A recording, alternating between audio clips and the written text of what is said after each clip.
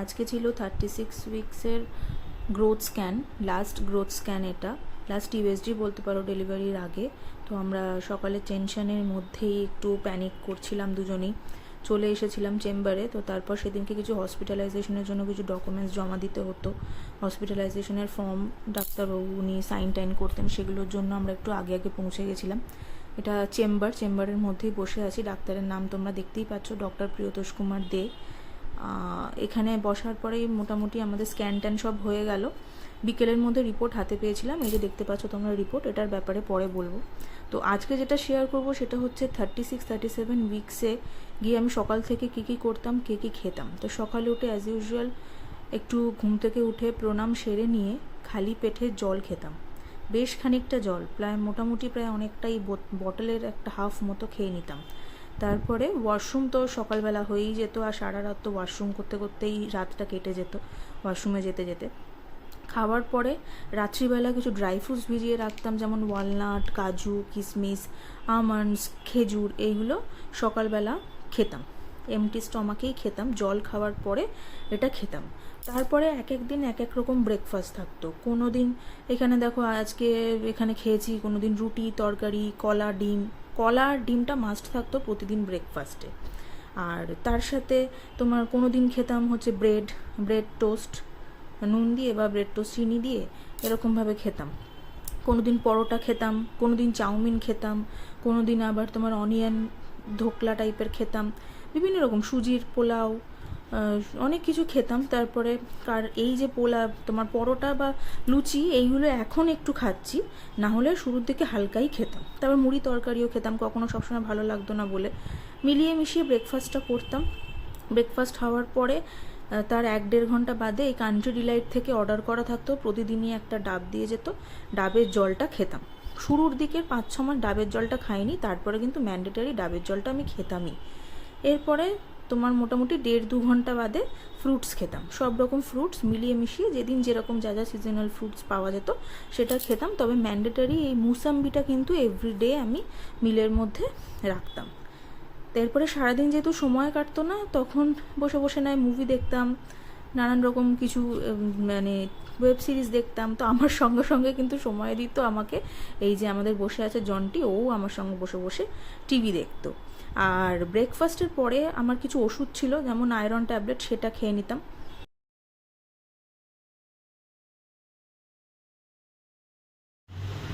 যেটা বলছিলাম, তো ব্রেকফাস্টে এক একদিন এক এক রকম খেতাম, যেগুলো তোমাদের দেখালাম। আর শুরুর দিকে মানে একদম তোমার ধরো 2 মাস 3 মাস 4 মাস 5 মাস আপ টু 6 মাস অবধি তখন ময়দার জিনিসটা খেতামই না, একদম অ্যাভয়েড করতাম।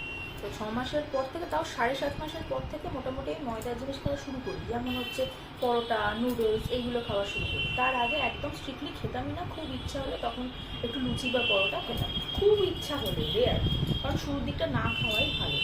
তো শুরুর দিকে ব্রেকফাস্টের পরে তোমার একটা আয়রনের ওষুধ থাকতো, আয়রনের ওষুধটা খেতাম।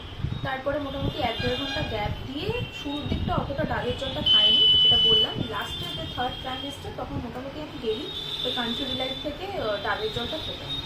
ওটা খাওয়ার পরে আবার মোটামুটি 45 মিনিটস মতো অফ দিতাম, দিয়ে তারপরে ফ্রুটস খেতাম, যে সময় যেরকম ফ্রুটস পাওয়া যেত, আপেল, মুসাম্বিটা এভরিডে আমার থাকতো মধ্যে, মানে ফ্রুটের ডিশের মধ্যে। তাছাড়া তোমার বেদানা আর কলা আর ডিমটা তো ব্রেকফাস্টের মধ্যে ম্যান্ডেটারি, ওটা থাকতোই এভরিডে।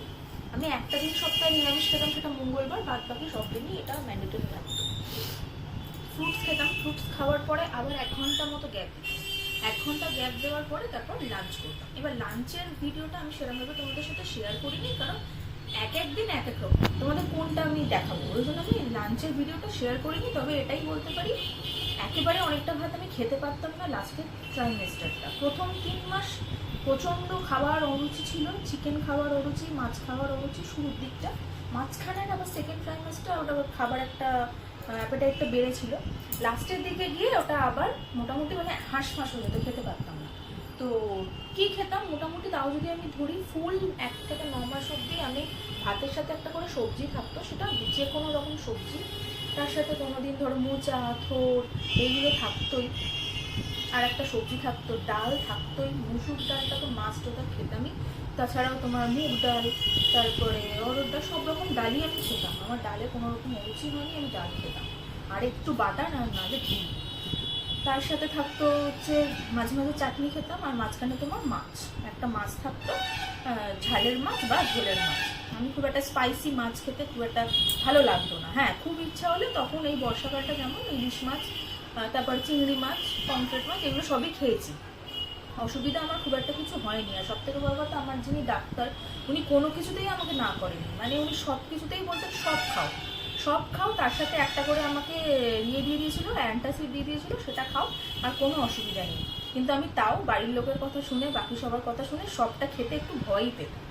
তো ইভিনিং এটা হলো দুপুরের লাঞ্চ। তো ইভিনিংয়ের দিকে দুধ সবসময় খেতাম, শুরুর দিকে দুধ, হরলিক্স এগুলো খেতাম, কিন্তু আমার দুধটা না সহ্য হতো না। ও আরেকটা জিনিস বলতে ভুলে গেছি, সেটা হচ্ছে লাঞ্চের সময় আমি টক দইটা খেতাম, টক দই খেতাম। চিনি দিয়ে না খেতে পারলে খুব ভালো, কিন্তু আমি চিনি দিয়েই খেতাম, এটা একটা খুব বাজে জিনিস, আমি চিনি দিয়েই খেতাম। আর ইভিনিংয়ে ওই তোমার দুধটা আমি খেতে পারতাম না বলে কখনো ছানা কাটিয়ে দিত। আমি না অ্যাকচুয়ালি এই বাড়ি ও বাড়ি দুবারই মিলেমিশেই থাকতাম, তো ওই বাড়িতে যখন থাকতাম তখন ছানাটা আমি খেতাম, আর তার সাথে কখনো তোমার কাবলি ছোলা, কখনো এমনি ছোলা সেদ্ধ, তার সাথে মা একটা কিছু চিকেন স্যুপ বানিয়ে দিত, বিভিন্ন রকম কিছু বানিয়ে দিত, সেগুলো খেতাম। এখানেও বিকেলবেলা স্ন্যাক্স হিসাবে কিছু খেতে ইচ্ছা হলো, মুড়ি মাখা খেলাম, বা তোমার ছোলা সেদ্ধ খেলাম, আলু মরিচ খেলাম, এরকম টাইপের ইভিনিংটা খেতাম। আর তার সাথে মোটামুটি 4-5 মাস হওয়ার পর ডাক্তার বলেছিল যে মাদার হরলিক্সটা খাওয়া শুরু করো। আমি শুনেছি অনেকেই বলে যে মাদার হরলিক্সে সুগার কন্টেন্ট থাকে, খাওয়াটা উচিত না, কিন্তু আমি খেয়েছি। আমি যেহেতু দুধ খেতে পারতাম না, আমি মাদার হরলিক্সটা পুরো খেয়েছি। তো ওটা আমি ইভিনিংয়ে খেলাম। খাওয়ার পরে মোটামুটি 1 থেকে 2 ঘন্টার পুরো গ্যাপ দেওয়ার পরে রাতে ডিনার করতাম। রাতে আমি রুটি খেতে পারতাম না, ভাতই খেতাম, অল্পই ভাত খেতাম, তার সাথে আবার একটা ডাল থাকতো, না ডিমটা আমি চেষ্টা করতাম ব্রেকফাস্টে খেতে, রাতে না খেতে, কারণ হজম করতে অসুবিধা হয়। এবার না চিকেন না মাছ, যে কোনো একটা করে সবজি, রাত্রিবেলা এটা আমি খেতাম। আবার কোনো দিন রাত্রিবেলা যখন কিছু খেতে ভালো লাগতো না, তখন গোবিন্দভোগ চালের ভাত, আলু সেদ্ধ দিয়ে ঘি দিয়ে, এটা হচ্ছে বেস্ট। আমার প্রথম থেকে শেষ অবধি 3টে ট্রাইমেস্টারই এই খাবারটা আমার সব থেকে প্রিয় ছিল। এই হচ্ছে আমার সারাদিনের খাবার শিডিউল। আর রাত্রিবেলা একটা করে ক্যালসিয়ামের ট্যাবলেট থাকতো, শুরুর দিকে আরও 2-3টে এক্সট্রা ওষুধ থাকতো, কিন্তু লাস্টের মোটামুটি 2টো ট্রাইমেস্টার তো একই ওষুধই ছিল। আর সব থেকে বড় কথা হচ্ছে, মেইন যেটা জিনিস, সেটা হচ্ছে সবসময় হাইড্রেট রাখা। আমি জল খাওয়ার প্রচুর চেষ্টা করেছি, হয়তো তাও সেইভাবে পারিনি। মোটামুটি বলে 3 থেকে 4 লিটার জল খেতে হয়, আমি অত জল খেতে পারিনি, চেষ্টা করতাম খাওয়ার, কারণ যত বেশি জল খেতাম সারা রাত আমার বাথরুমেই কেটে যেত, আসছি যাচ্ছি এই চলতো। কিন্তু জলটা প্রচুরই খাওয়া উচিত। আর হ্যাঁ, আরেকটা ফলের কথা বলি, সেটা হচ্ছে বেদানা খাওয়া খুব ভালো, কিন্তু বেদানা খুব বেশি পরিমাণে খাওয়াটা উচিত নয়, তার কারণ হচ্ছে কনস্টিপেশনের প্রবলেম শুরু করে দেয়। তো এই হচ্ছে ব্যাপার। আমি মানে হিউজ কিছু বাড়াবাড়ি হিউজ কোনো কিছুই করিনি। হ্যাঁ, মাঝখানে আমার বিয়ে বাড়ি ছিল, বাড়িতে বিয়ে ছিল, সব কিছুই ছিল, সবই করেছি, এদিক ওদিকও গেছি। লাস্টের ট্রাইমেস্টারটা মোটামুটি 8 মাসের পর থেকে আমি ফুল গ্যারেজ হয়ে গেছিলাম, বাড়িতেই থাকতাম, আর কোথাও যেতাম না। আর 6 মাস থেকে আমি ম্যাটারনিটি লিভটা নিয়েছিলাম, তার আগে অবধি আমি অফিস করেছি। তো আমার যে খুব মানে রেস্ট্রিকশান, এখানে যাবো না সেখানে যাবো না, আমি করিনি। আমি ক্লাসও করিয়েছি, হ্যাঁ, নিজে হয়তো পা মেরে নাচ করাইনি, কিন্তু আমি অনলাইনে অফলাইনে বসে হলেও ক্লাস করিয়েছি।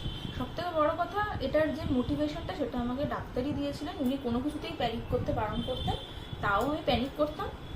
আর একটা জিনিস তোমাদের বলে দিই, আমি যেটা ভুল করেছি তোমরা করবে না, সেটা হচ্ছে ইউটিউব অ্যান্ড গুগল কেউ সার্চ করবে না।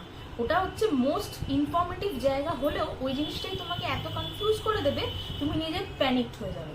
ইভেন এখনও আমি প্যানিক। আর এই যে ভিডিওটা তোমরা দেখতে পাচ্ছ, সেটা অলরেডি অনেক পরের ভিডিও, আমি রেডি করে রেখেছিলাম তোমাদেরকে শেয়ার করার জন্য।